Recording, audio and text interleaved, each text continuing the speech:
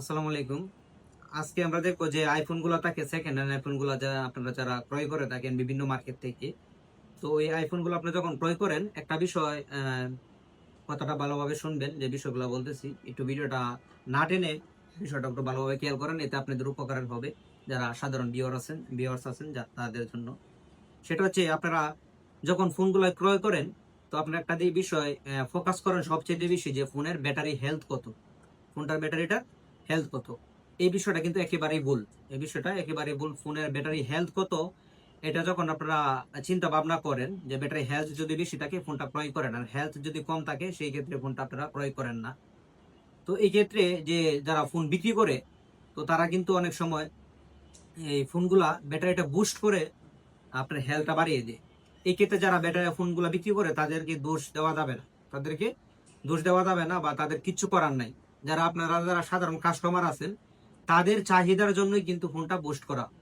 দেখেন এক্সাম্পল, ওই ফোনটা একটা এক্সাম্পল আমরা মনে করি এই ফোনের ব্যাটারি হেলথ আছে 70%। আর এই 70% যে হেলথটা আছে সেটা হচ্ছে অরিজিনাল একবারে।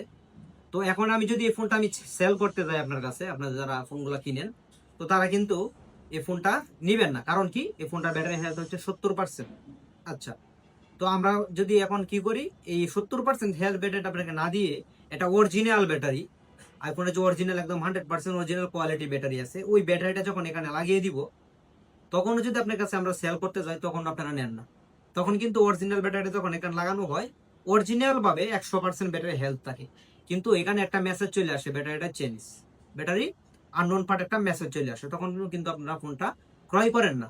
যে বললেন ব্যাটারিটা চেঞ্জ, প্রাইস কম দিব, আর ব্যাটারি হেলথ কম, প্রাইস কম দিব।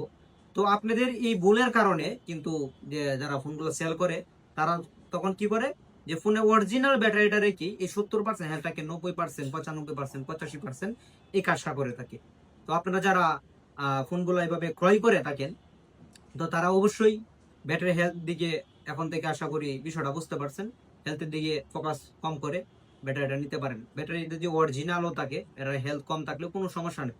ব্যাটারি যদি বুস্ট করা হয় এই ক্ষেত্রে আপনার ফোনে কিন্তু বেশি চার্জ থাকবে না, যে চার্জ থাকার কথা এটাই থাকবে, অর্থাৎ 70% হেলথের যে চার্জ ওই চার্জে থাকবে, বেশি চার্জ থাকবে না।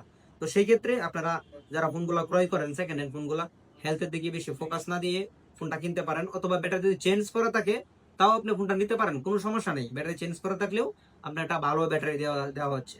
আর আপনারা যারা এই কারণে ফোনটা কিনে নেন না, সেই জন্য কিন্তু ব্যাটারিটা বুস্ট করা হয়। তো ব্যাটারি যে বুস্ট করা যায়, এখানে আমাকে অনেকেই ইনবক্স করছেন যে ব্যাটারি বুস্ট করা যায় কিনা, আসলে ব্যাটারি কিভাবে বুস্ট করে। তো ব্যাটারি যে বুস্ট করা যায় সেটার একটা প্রমাণ দেখাবো। যেমন আজকে আমি এটা কাজ করে দেখাবো। আমি কিন্তু এই কাজটা কোনো সেল করার জন্য বা কোনো কারণে অরিজিনাল ভাবে করতেছি না। জাস্ট আমি আমার যারা সাধারণ ভিউয়ার্স আছে তাদেরকে দেখাচ্ছি যে ব্যাটারিটা আসলে বুস্ট করা যায়। তো ব্যাটারিটা বুস্ট করা যায়, এই ব্যাটারিটা বুস্ট করা ব্যাটারিটা আপনারা কিন্তু ব্যাটারি বেশি হেলথ দেখে তারপরে ক্রয় করেন। তো এটা আজকে দেখাবো প্র্যাকটিক্যালি যে আসলে ব্যাটারিটা বুস্ট করা যায়। ঠিক আছে? তো ভিডিওটা কেউ মানে অন্য নেগেটিভ নেবেন না, আমরা ব্যাটারি সাধারণত বুস্ট করি না।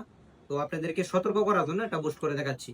যেমন এই ব্যাটারিটা, আইফোনটা মডেল হচ্ছে আইফোন 13 প্রো। আর এই ফোনটা এখন ব্যাটারিটার হেলথ আছে একটু, এই যে ব্যাটারিটা আমি যদি দেখাই, এই যে ব্যাটারিটা আমরা দেখবো এটার হেলথ কত।